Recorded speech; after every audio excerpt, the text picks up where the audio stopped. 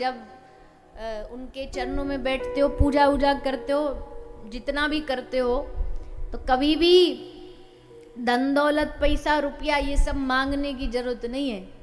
भगवान से मांगो, प्रभु कोई संत जीवन में भेज दीजिए, कोई सच्चा महापुरुष जीवन में भेज दीजिए, नहीं तो हमारे बस की कहाँ है, ये मन आप में लगे ऐसा तो होना इस जन्म में तो संभव नहीं है।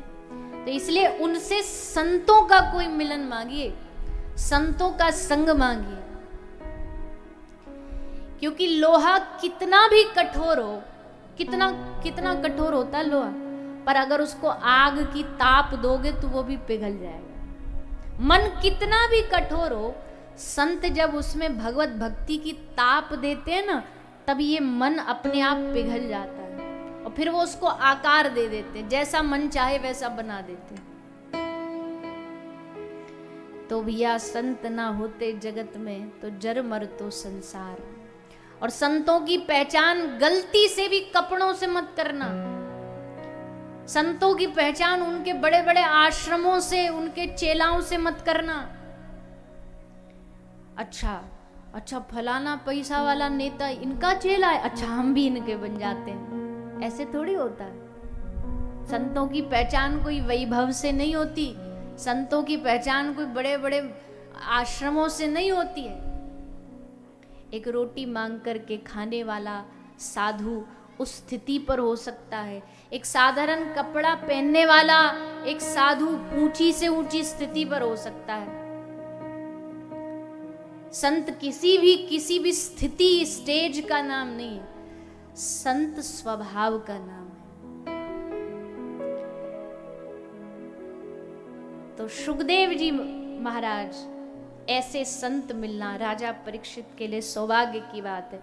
राजा परीक्षित को श्राप लगा तो समझदार हैं राजा, जानते हैं कि अब मरना तो है ही, 7वें दिन कंफर्म हो गया। और चलो हम तो कितने भाग्यशाली जीव हैं, कम से कम हमें पता तो है कि 7 दिन तो कोई हमको टच भी नहीं कर सकता, 7 दिन तो हम मरने ही वाले नहीं हैं, 7 दिन तो कंफर्म हम जिएंगे।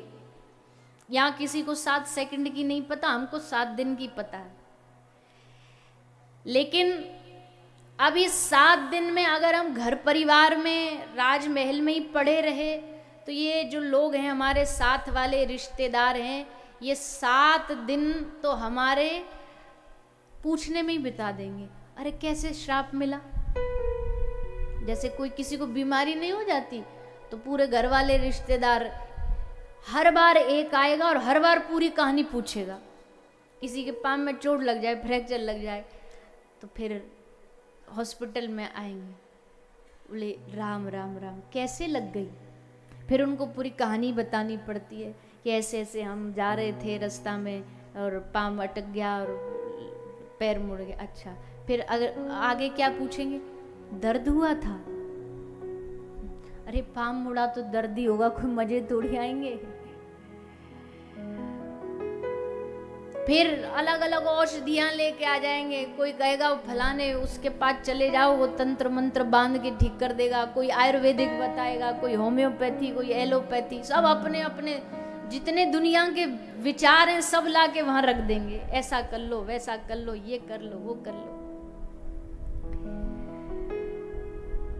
तो परीक्षित राजा ने सोचा घर में रहे, परिवार में रहे तो 7 दिन तो हमारे बस ये कहानी बताने में बीत जाएंगे, कैसे गए संत के गले में सांप डाला, श्राप लग गया, ना कुछ खुद करेंगे ना करने देंगे। इससे अच्छा इन झंझटों से दूर जाओ और उनके पास जाओ जो समाधान देते हो। और समाधान कौन देते हैं? संत देते हैं। इसलिए कहाँ मिलेंगे संत? वैसे तो कोई कहीं भी संत हो सकता है, पर जो तीर्थ होते हैं, धाम होते हैं, पवित्र नदियां होती हैं, वहां तो कंफर्म है ही है कि यहाँ साधु मिलेगा ही मिलेगा।